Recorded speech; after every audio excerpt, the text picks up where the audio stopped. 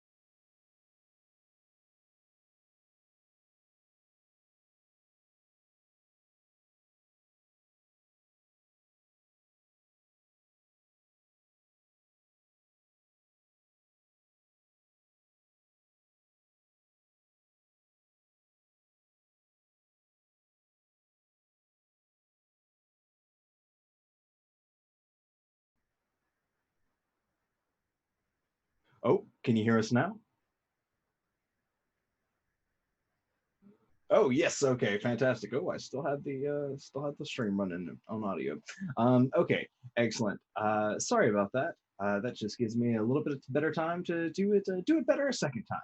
So, thank everybody so much for tuning in. Y'all are super appreciated. We always love having an audience. Today's game is going to be a little bit atypical, but we're going to we're going to go ahead and let the cast introduce themselves before we get on to the rest of the madness that's going to happen. So, Natatui, can you introduce yourself to us? Hey, I am Nadatui or Nat.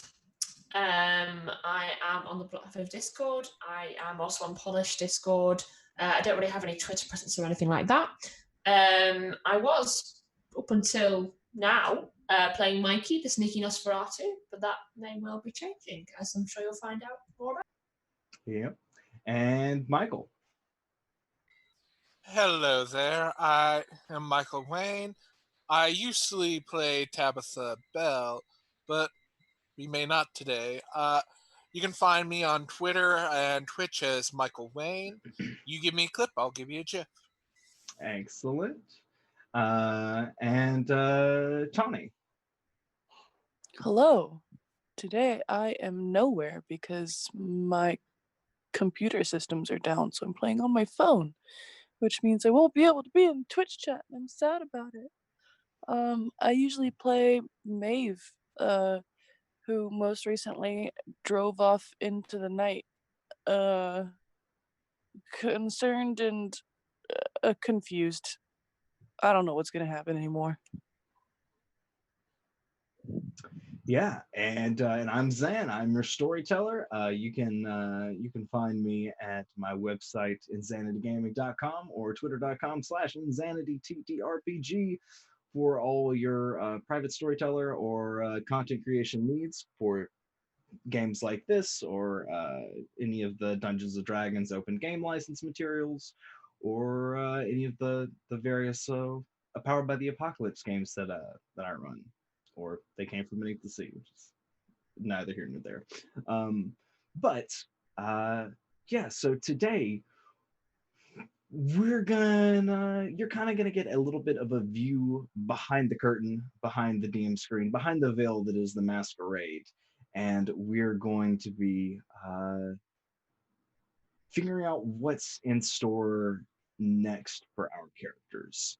So for those who didn't catch the last episode, which was I think 2 or 3 weeks ago at this point, um, yeah, Bash Slowpoke is currently dealing with some family stuff. He might join us later, but he might not. This stream might be a little shorter than average, but he's still around. We haven't killed him yet. um, um, yeah, we're going to. Uh, well, last session ended with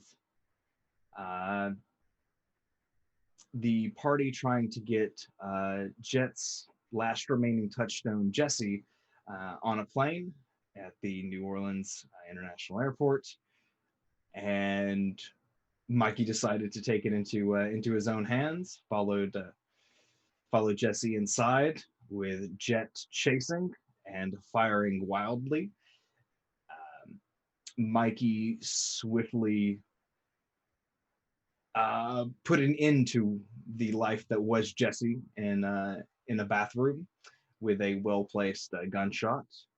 And when Jet found his last remaining touchstone, he frenzied in the middle of a restroom in the middle of New Orleans. So that's obviously not an ideal situation.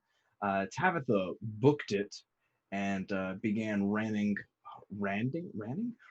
off in a direction, probably to try to figure out what's going on with things on her end, having been cut off with communications from her sire for a few nights now. And Maeve was left alone in the car and seems to have decided to drive back to New Jersey just to get away from all of the insanity that is this New Orleans coterie. So Slowpoke is not here, so we're going to hold up on bringing some resolution to that scene right now, because I'd really like to have the whole cast here for that. But if those of you who are familiar with Vampire, who have played Vampire before, you might be aware that this is not typically the penultimate session to something that uh, ends happily for our characters. Um, there's always a spectrum of how things are going to end. Certainly, some characters will have a happier ending than others. However, I can't adequately tell you a story in good faith and make pretend that everyone is going to have a happy, nice, well-adjusted life after this pretty well worst case scenario event has gone down. So we are going to be wrapping up our season, which has, after today, 3 episodes left in it, with a look behind the curtain at the forces that our vampires were fighting against. And we are going to be going into a little bit of character creation, because why not? It sounds like a great time. So, for our players, and I haven't let the players know about this yet, they will have the options now to play members of the independent clans. In particular, the Ministry and the Hecata are the 2 clans that were most strongly at play for the story that we have been telling. The Hecata being a group of initially European vampires. You might have known them from older editions as the La Sombra, no, the Giovanni, and a few minor bloodlines like the Nagaraja, the Samdi, and a few variant bloodlines here and there. Their main hallmark being an agonizing kiss instead of the typical very nice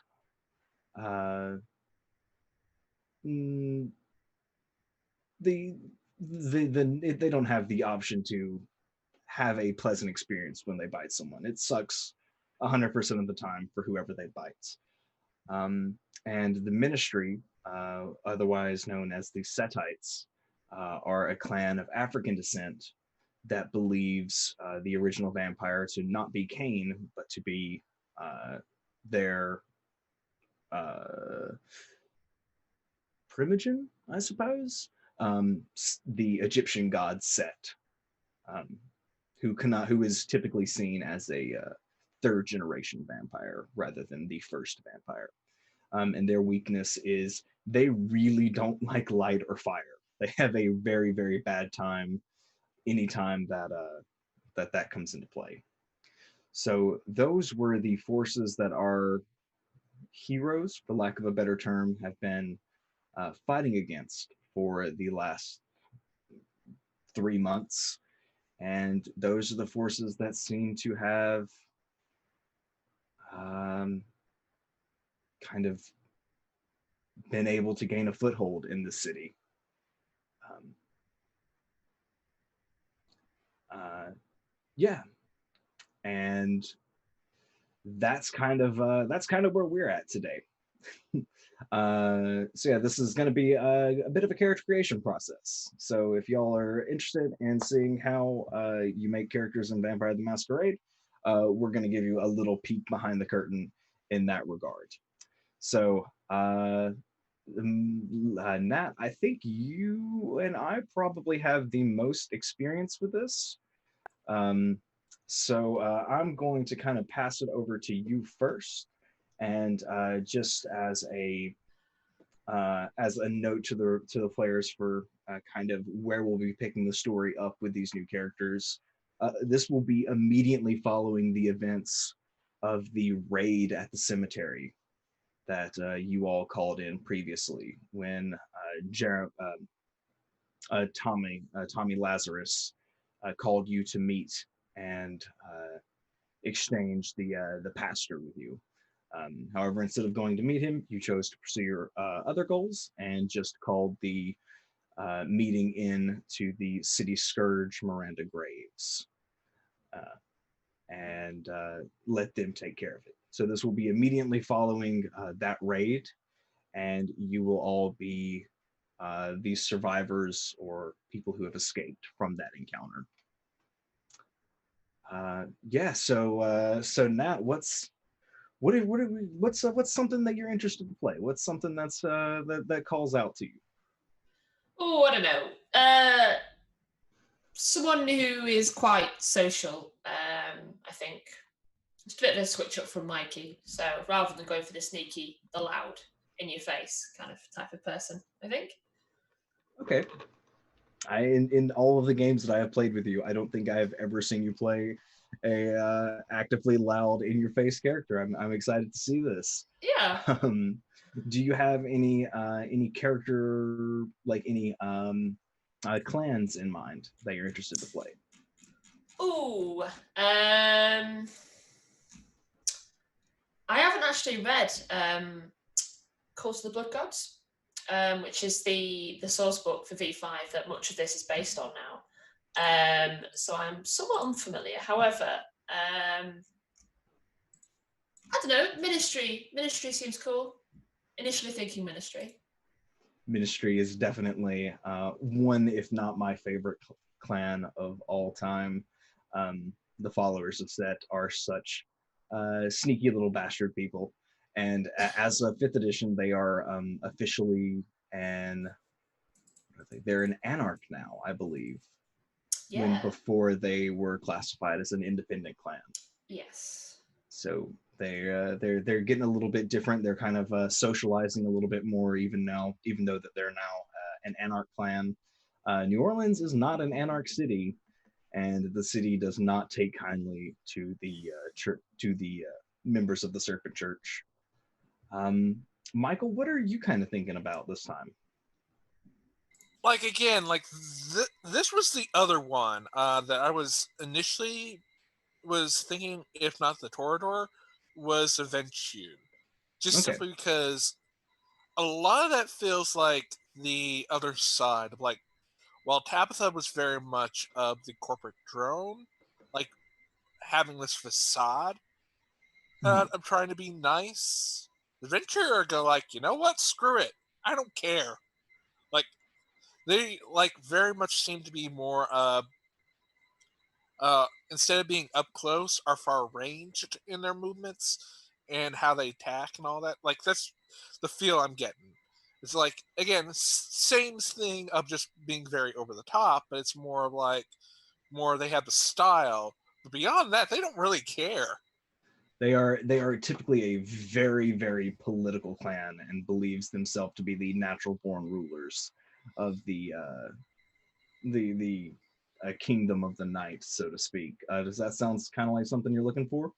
Yeah, because like again, Tabitha was very much about being subservient, about for the lady, while this Mhm. is in contrast of being someone who's like, screw the lady, I'll just take it all. Okay. And Tawny, your silent voice, your silent presence is requested. We beckon you from beyond the grave. What's something that you would kind of be interested in playing this time around? Um, I'm kind of good with playing whatever you need. Okay. I don't know that I can build a character from and do Zoom and do everything from my phone. Yeah. So I'd be good with playing whatever the La Sombra name has changed to, or Giovanni, or whatever you need. Okay. And we don't know how Jet is going to, or how Slowpoke rather is going to uh, decide what he's going to play. So we might just mainly focus on uh, Nat and Michael's characters for today to kind of give you a little bit of an insight as to how characters are made. So before we do that, I'm going to throw on a little bit of music because man, this lack of background ambiance is killing me. Uh, 'Cause I just have to listen to my own voice, and boy, that I do that enough already. Um, so I'm gonna drop two new characters into our Roll20. I'm gonna throw in. Oh man, this game had so many players when we first started. uh, uh, all right, Another one bites the dust. Yep. Michael, you have a character in Roll20, or you should show players. Okay, cool. Yeah, that's good. And here we go, Nats.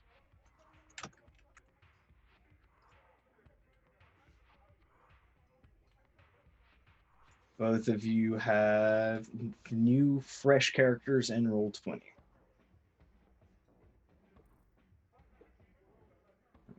One for Tawny as well, so that I can see what I'm doing.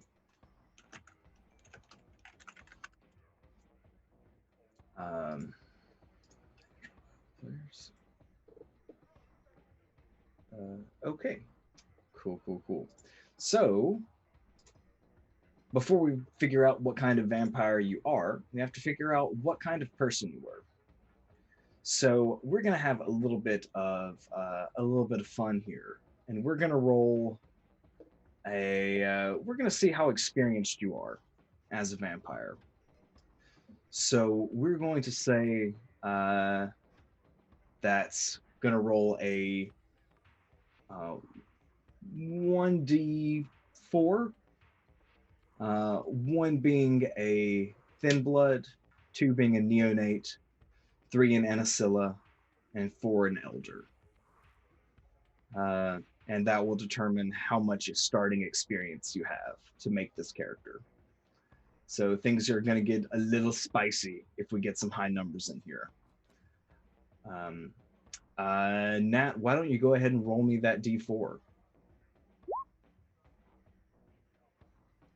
That is a 2. That is a 2, so that's a neonate. Okay. All right, Michael, go ahead and give me a d4. And that's a neonate for Michael as well. All right, so things rolling along fairly steadily. So where do you think y'all's characters are from? Michael, what are you kind of thinking about for an origin story with your character? Just simply because we're the whole something that tricked on me, like he's saying like there's werewolves in Texas. Yes, Just there like are werewolves, and there's a lot of werewolves in Texas. I just like the idea of just like this was just like in Texas have kind of like this buckshot kind of attitude. They're out and about just hunting, and something went wrong. Okay. All right. I think we can get behind that. maybe you saw some game and tried to take it down, and that caught the attention of someone who needed a strong hand. Um, Nat, who are you thinking about playing? I don't know. I'm not good at this kind of spontaneous character creation thing. I was initially thinking, oh, Ministry, believes in obviously a strong religious core. So I was thinking maybe a pastor or a vicar, but we've already done that. So I don't know if I can do that. There is other routes like you could still have in there because there is a lot of theology students. There are a lot of people that write books on religion and theology, so you could still go at that without it being a pastor. It'd be someone that studies. There's also Yeah. the old kind of stretching back a little bit more to like the I almost said 3.5 to the more old World of Darkness and V20 variants where the ministry was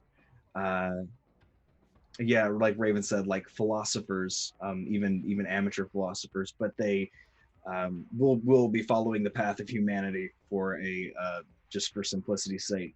But they used to have different paths in some of the older editions, and one I think it was the path of Typhon. Maybe I'm getting that right. It's one of the paths, and it was a where they sought to be the center of chaos. Their purpose was spreading temptation to those around them. The more people around them that they could corrupt, the more people around them that they could influence, the more holy they were seen to be. So that is still to a Setite spiritual, whereas it might not typically be seen as something like that. Okay, I like that. I like that. But what would that make him be as kind? Could be anything from a lawyer to a drug dealer. Quite true. Yeah, lawyer. I like that. Let's go lawyer. Let's go lawyer. Yeah. All right. I like that because like this feels like that's how they might be connected too. Mm-hmm. Oh yeah, definitely. Definitely. You always need someone with some understanding of the law. Tawny, what's kind of coming to you? Sorry, it takes me a while to figure out how to unmute in this. No problem. I don't know, something dementedly Egyptian leaning, just in terms of like Rosicrucian practices and whatnot, perhaps. Okay. I don't know You if could the definitely Setites are yelling at me or what. that definitely sounds like Setites, and I think in this particular setting, it would be perfectly fine for us to have more than one Setite in the group. I just got done listening to Rick Riordan's little thing, so little Egyptian mythological set because I'm a dork. So yeah. Just thinking maybe a little bit more of a scholar. Maybe. Okay. Just someone who like believes in ancient Egyptian magic and whatnot. Okay, you can certainly work with it. Wouldn't a good cover be like someone who's in museums and such? Yeah, probably. Yeah. Someone who's in museums, someone who is a historian for all those grave sites. There's a lot of covers to be had in the ooky spooky that is New Orleans. So obviously we're not going to go through the full character creation process because that is fairly long, but we're trying to figure out who our characters are as we're going, and thank y'all chat for coming along with us on this interesting little journey as we try to figure out who we're going to be playing. Did my character get a D4 rolled for? It did not. So do you want me to do that for you? Yes, please. All right. And that is a 3. So you will be playing an Ancilla. So that's an you, older one. yes, that's you've been a vampire for probably at least 100 years at this point. Yeah. You've got some experience under your belly. I will be controlling Tommy Lazarus as a reprise from a lovely session I did on Blood on the Thames. Y'all should definitely go check them out if you're into vampire at all. They are a lovely, lovely group of folks. That's where I know Nat from. Delightful people that run really, really very well crafted stories. Definitely an inspiration of mine. So yeah, so if sounds like we have a Ventru neonate, a ministry neonate, and a ministry elder, Ancilla. So, given that that Michael and Nat are both neonates, how long do y'all think that you've been vampires? Keep in mind it'll probably be somewhere less than 25, certainly less than 50 years, but could be as few as 10 or 15. Okay, correct me, because I keep thinking of it from 2000. Would that be, and like that would be like early 80s and such? That's wrong, right? For 25. No, that would put you. It depends on when you were embraced. Like again, it's just like I don't know if like that's far enough back to that be 25 years, because I can't really I mean, remember how it's far. 20. You could have been embraced as late as 2005. I love how we're all like, it's 2000, right? 1980 is 20 years ago. Yeah, isn't right. it? That's definitely my mindset too. Is like, what? No, 1980 wasn't 40 fucking years ago. I know, Yeah, right?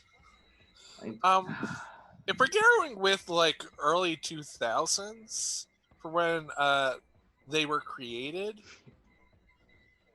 yeah, could have been anywhere from the 80s to 2005. okay, so I do have because so it could be in the 90s, because like I think that'd be pretty funny, or just like 90s kid like attitude, or even like any of that, just like from the 90s for a vampire today. Okay. So it feels like very out of place. It has to kind of like that whole like over the top of, yeah, I'm the one right here. Like it's me. I'm here to make sure I get these things right for you. All right. I think we can run with that. And Nat, what are you kind of thinking about? I'm fine with being just to keep it switch it up a bit. Well, you know, just to vary it between us all. I'm fine with early 2000s. That's fine with me. Okay. How old were you, do you think, when you were embraced? Ooh. Again, happy to vary it, but I guess maybe I don't know, late 30s, early 40s, that kind of age. A solid professional. Yes, yeah, well into their career. Okay. All right. What about you there, Tawny? Since you've got a little bit older of a specimen to work with.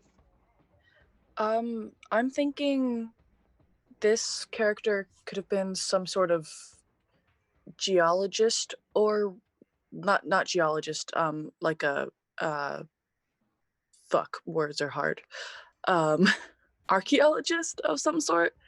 Okay. Back in the old days when archaeology was more grave robbing than science. And was, into the Egyptian who's you whatnots when they were discovering more tombs. And possibly stumbled across something that made them a little bit weird, crazy, maybe not like Malkish, but I'm thinking this character is like, Egyptian magic is real and you can't tell me anything otherwise. Maybe you came up with one of those burial chambers. You saw some things that the elders in the ministry would have preferred mortals not to see. Yeah, something. And I'm thinking maybe, I guess probably a man in maybe his late 40s, maybe early 50s. Just, you know, getting to maybe a little too old to be ticking around in Yeah. big ancient tombs and shit. Yeah, that makes sense. Thank you so much for that. For the content warning there, Raven. Yeah, I hadn't mentioned anything about it today because, yeah, because yeah. Um, okay, so that's excellent. So it sounds like we've got a little bit coming together here. We've got a kind of a Texan big game hunter embraced in. How old were you when you were embraced, Michael? Because like I'm thinking like maybe like 21, 22, like they just barely like there's because I feel like they're very much stuck in that age where like I've just been allowed to do all the things I couldn't have, and like they have that very like dumb idea of like, yeah, I'm gonna get drunk, I'm gonna do as stupid things as possible because I'm allowed now, kind of idea. Okay. Um, yeah, so we've got kind of our reckless big game hunter. We've got a legal scholar embraced well on their way into their career, and a archaeologist, perhaps former grave robber, depending on who you ask, um, born sometime in the late early 1900s, towards the twilight of their career. Uh, and each of you would have been seen as interesting for various reasons to your clan, to your sires. Um, so, just thinking about a little bit of power dynamics here, and y'all stop me if I'm wrong, but Nats and Tawny, do y'all have the same sire? I have no idea. I'm fine with that. I think it'd be interesting. Bit of competition, maybe sibling rivalry. Yeah, it'd be odd because, I mean, like King Tut's tomb was founded in what, like 1920 something. Mm-hmm. So yeah, this person was probably born in like maybe the 1870s or 1880s. So it's kind of a big gap, but I definitely understand we could potentially have the same sire. Y'all could have the same sire, even if y'all wanted to. This would be an interesting dynamic to play with. You could be Nat's sire, if that is a little bit more of an interesting dynamic for y'all to play with. I have no idea. Yeah. I Fine with me.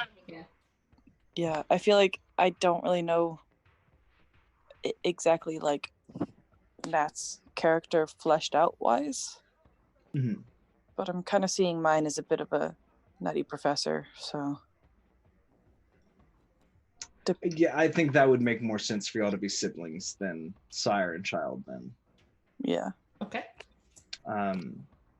If y'all are okay with having that dynamic at play. I'm good with it. For kind of like group dynamic, Mhm. like I'm wondering, like, would it be like essentially that my character would be essentially like maybe like the junk dog equivalent of it, like they're the ones that pull a trigger, but I'm the gun essentially. What do you think? I can understand if that's a bad idea, but like roughly like they both of you are the control. Yeah, how do y'all feel about that? Yeah, I Yeah. don't know if I know my clans well enough, but he almost sounds gangrelly. A Just little bit of Aragangrel to the description that I'm getting, yeah. But it could also be I can understand it's like this is kind of right on the outskirts of Ventru of asserting your dominance against nature.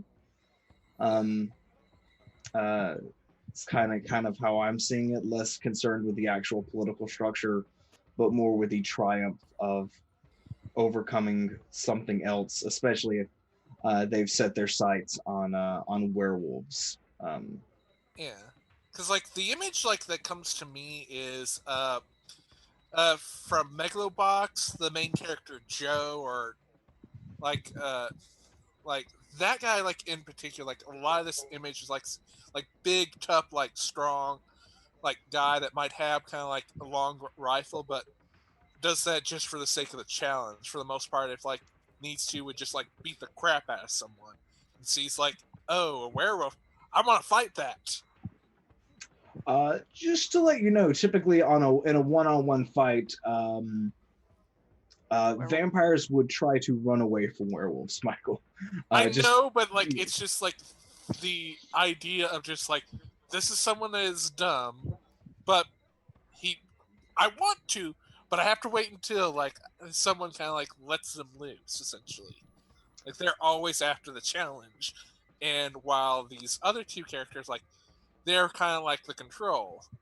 mhm. So like if once you let loose the junk dog, like essentially like again, like I'm seeing this more of like again, like they kind of like the old like gun guy that has like tons of guns, like will just pull off and shoot off and just waiting for the excuse. It's kind of like how this feels like so far, or like very much gangster vibe of like the guy that just wants to always prove themselves they're the best. Maybe even towards maybe a little bit towards like Scarface, maybe a bit like just like that over the top Yeah, nature, but they're they always in definitely control. would have seen Scarface while they're alive and maybe let it go to their head just a little bit. Yeah. The Um, crazier Valentine brother from Helsing Ultimate. Oh, yeah, I can see that. I can see that. yeah, Raven, I think your prediction sounds pretty spot on so far. Um, so yeah, I guess my next question to y'all is why would you have been chosen to help infiltrate uh, and compromise the city of New Orleans? Tawny, I think you're gonna be the eldest of the group, probably depending on what Jet rolls.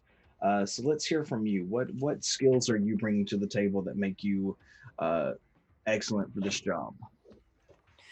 Um, as this character, probably a bit of a historian. So, um, I honestly, personally, am not all that familiar with the history of New Orleans, but I'm assuming there's some interesting underground stuff and some random historical bullshit to work with. So, Mhm. just kind of knowing the inner workings of the city would make my character useful in trying to take the resident powers that be apart. Okay, yeah, you would have. You're probably around the same age as the prince, since the prince for New Orleans is very young, by most standards. So you might be aware a little more than most some of his shortcomings, Mm. especially amongst the neonates in Anacilla. Um, Mikey, what makes Jesus, that's gonna be a hard habit to break. Nat, what made your character stand out for this job? I don't know. So my character's a lawyer, so good at public speaking, good at persuading people, a very social character. Um, and so I guess this might be a little bit of, I don't know, kind of turning the younger members of the Camarilla against the elder members of the Camarilla, kind of take over from the bottom, basically. I like that Okay, idea. excellent. And Michael, same question. I feel like more of like they were brought on as less for the sake of infiltration, but more of extraction. When things hit the fan, you're gonna need someone to just go out loud and like make a Okay. big noise to get them out. Like it's less they're more on when things hit the fan rather than help on the infiltration. And that's a lot of why like they would probably refer to the rest of the gang on what to do because they're just waiting for their chance to let loose. Okay. All right. I think we can. I think we can work with that. So it sounds like we're starting to get. Uh, sounds like we're starting to get a little bit of a more concrete idea about who we are and what we're playing and what we bring to the table. So I'm just going to ask a couple of quick questions to help cement uh, your character in your mind and help me figure out your character just a little bit. Um, so, Michael, when your character was alive, what was their favorite meal? Um, I feel like because this was one like I it was able to before my stomach got bad. Was having kind of like a nice steak with a glass of milk and potatoes. Good hearty food. Yeah, like I know like it's one of those things like it's very Texan and stereotypical, but it's like I think kind of like it's very much like meat. Like even more in particular, like they actually preferred a little more than steak would actually be deer meat. They've actually hunted themselves and cooked. Mhm. But like those were like the two favorite, one they could buy and one they could hunt. Okay. Cool, cool, cool. Um, and what daytime activity, if any, does your character miss? I again like I'm thinking like it's more of like the hot of the day, like roughly about 1 or 2 o'clock. Like the asphalt itself seems to be melting. Like you like it's so hot yet so relaxing at the same time. Like you could fall asleep in an instant. Just that feeling of like the heat. Didn't matter where you would, you could just lie down relaxing. And because of the heat, just being a nice blanket that brings you in warmth. Okay. Nat, uh, what what does your character? What music does your or what I guess radio does your character listen to while they drive? Oh, I was prepping for the meal question. Oh no, no. I If you'd I like to think answer that too, that's fine. okay, cool. I don't know what the equivalent is, but something classical, like very sophisticated, very fancy, and food. I was just literally just thinking, um, likes to watch their weight, but also again is rich and likes to show it. Something like caviar on some posh cracker or something stupid like that. Excellent. Can certainly work with that. Um, and what's the biggest pride that your character has? What accomplishment weighs heaviest on your chest? What do you feel? How do you know you did good or Oh, are we good for you? talking? Are we talking kind of when that? Well, okay. So as a kind, definitely career, very career focused individual. Probably doesn't have much time for much else, but Hmm. loves it like that. Lives a kind of very high octane lifestyle. Hmm. So probably is at their best when they're demolishing someone in a courtroom, basically, and probably at their Hmm. worst when they just lost a case to the point where there'll be a really big high from winning a case, and then a really kind of almost kind of depressive stupor if they lose a case. So it hits them really hard. That kind Okay. of lifestyle. Okay. Cool. Cool. Cool. What's the best case you won? Oh, they were probably really rich because they paid me a lot. So I don't know. I don't know how the legal system really works that well in America. I mean, I think I don't very know. corrupt is often the most paid. Yeah, I mean that sounds like my character. So So I they probably know. have a connection to a politician. Yeah, let's go with some kind of like divorce, some kind of messy divorce. It'll be a politician, some adultery, and just nice stuff like that. Oh, the juicy details. All right. Tony. Yes. Uh, what uh, What was your character's favorite time of day? Favorite time of day? Yeah. Probably sunset, getting towards the night, Mhm. watching the sun go down over the Nile, and sort of knowing that the heat of the day is over and the the work of the day is over. Okay. Um, and uh, what piece of knowledge have you found that you treasure the most? Hmm. I guess uh, there was something that he found in an old tomb that ended up being of more academic use. I'm not gonna say like, oh yeah, he found the fucking God, I can't even remember the name, so yeah, that's definitely out of the window. The Big Dead Sea fucking Scrolls? no, the big fucking black rock in the British Museum, the Rosetta Oh, the Stone. Rosetta Stone. Something that kind of helped bridge a bit of link between something that wasn't known and something that kind of was a stepping stone to either a translation or just something that helped everyone understand more of uh, some practice that was done in the past. Okay. All right. Cool, cool, cool. Um, hmm. Uh, I think, yeah, I think that might be about as much as we can do uh, on stream for today. I know this is a short one, y'all, so I appreciate y'all hanging out with us, even being what it was. I hope you all enjoyed getting to yes, Michael. Just like this, maybe a good idea to like figure out maybe their main weapon or something. Maybe that might also be something to cover. If there's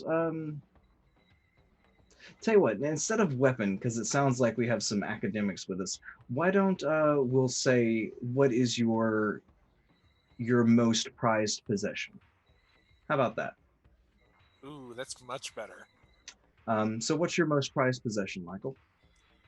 Because the thing is like I think very much, like just because like you brought up kind of like the whole Hellscape wolf.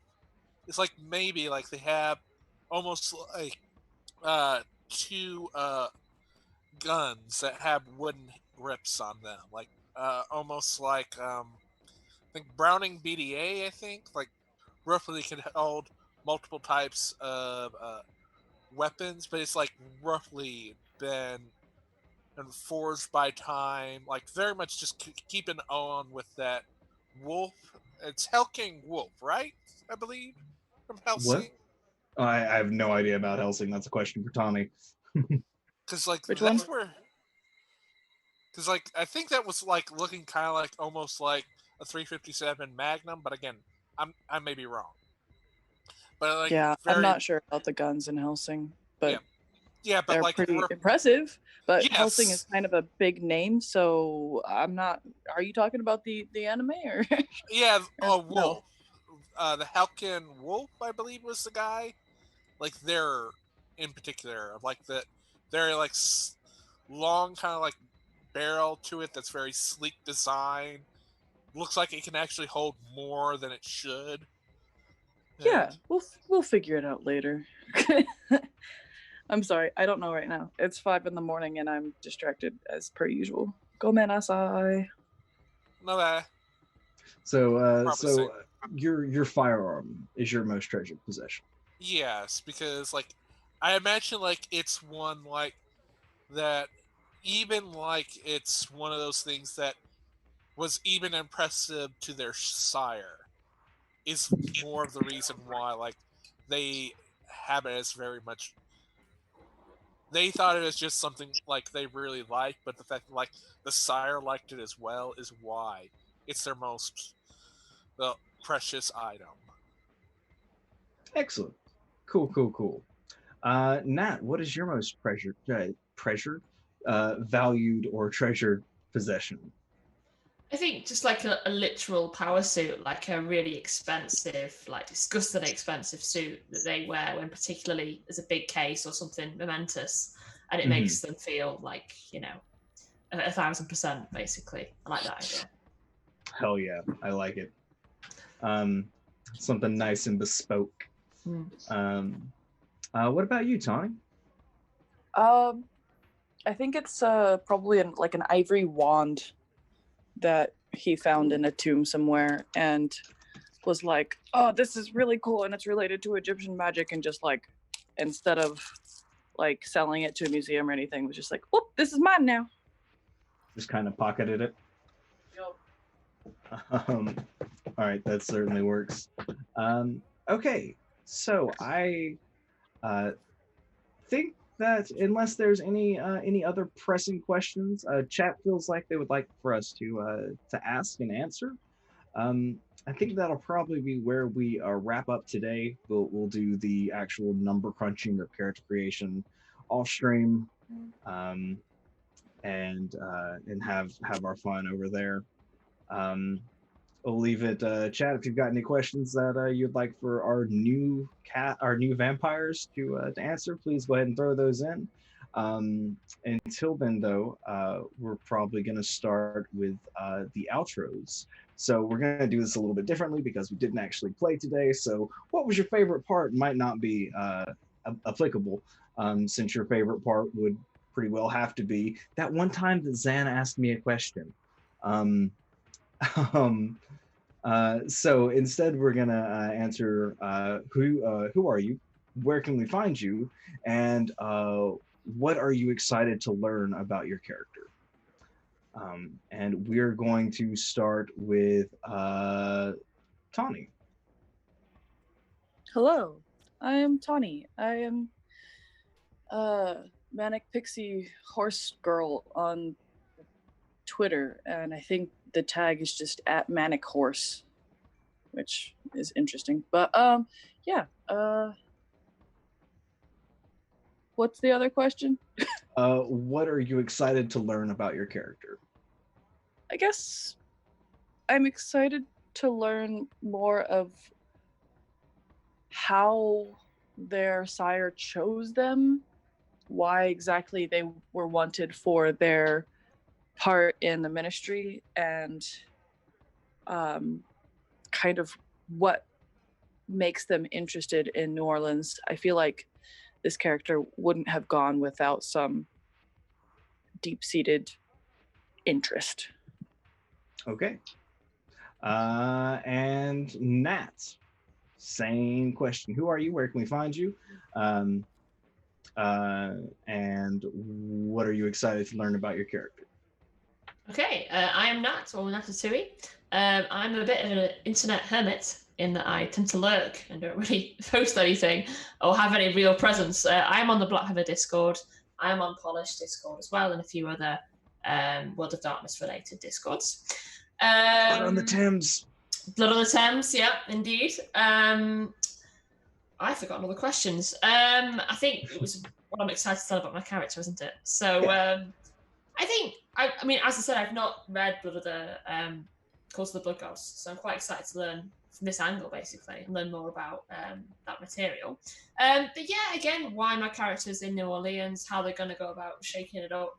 And I like number crunching. I like putting all the numbers on the sheet. So I'm quite sad. I enjoy picking the attributes and the skills and all that. So it's going to be a great time. Yeah. don't know why. I'm It's one of weird. my it's one of my favorite parts too. It's just Really? not always great radio. No. Yeah, and Michael Wayne, who are you? Where can we find you? And what was your favorite part of? Nope. I did the old way. What are you most excited to learn about your character? Um, I'm very interesting to know the numbers because I'm not sure how I'm going to do them without your help. No Uh, worries. We'll make some time this week. I know. The other thing is, I'm curious to see what is actually in their big bag they carry everywhere. Because, like, that's one of those things. Like, what's going to be in the box? I don't know yet, but we'll find out. Should be good. Excellent. And who are you? Where can we find you? Oh, I am Michael Wayne. You can find me both on Twitch and Twitter. You can find me next Monday for Fleshmaker's Folly, where we have another special guest, one special guest after another. We have Paladin Hulk that'll be guest starring as the crew go to Greenblade for our setting up for our finale. Paladin Hulk is quality. You got a lucky one there. Oh, like that's I had something special for the finale. Trust me, that's not it. Fantastic. Remember, we're all in this together. I'm pulling for you. Excellent. And I am Zan, the one trying to wrangle this weird, wild, and wacky off the walls story as we try to tell a story about vampires in the city of New Orleans. You can catch me at my website at insanitygaming.com or at Twitter, insanity, twitter.com/insanityttrpg, where I always post when I'm about to go live and things like that. You can catch me later today, where at 8 p.m. Eastern Time, I will be running a new freshly written campaign, or a freshly written one-shot of They Came From Beneath the Sea, entitled Catfishing for Trouble. It'll be the first time that I've run that one before, and we're gonna have a real good time with it, I think. Yeah, we're not off to see the wizard. I don't know where that was going. Yeah, I think that'll probably do it for us. Normally I would be on Raven's water game later today, but I have the appearance on the Onyx Path for a charity game to raise money for the Bell Project. So yeah, that'll be what I'm doing a little bit later today. Yeah, Raven, I think I'm going to pass it over to you.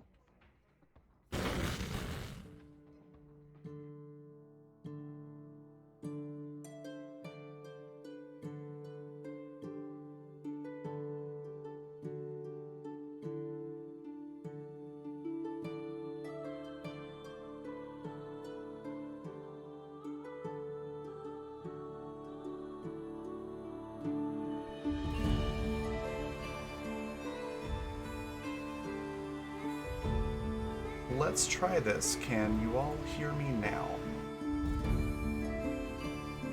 Alright, cool. So yeah, Streamlabs just changes the settings that it wants every so often. It's weird. Anyways, yeah, we're gonna go on a raid. Real quick one. Over to ITU Crew. We've raided them once before. They do Star Trek games. Things like that. It's a pretty cool channel. So we're gonna go say hi again. And we've got our raid cry, which is just Black Feather Guild Raiders. Feel free to copy that right out of chat. And then before we do run off, a quick reminder of sponsors: Fundamental RPG and Grinding Coffee Company. There's info for those right there in chat. And then yeah, as Zan said, if you head back here at 7 p.m.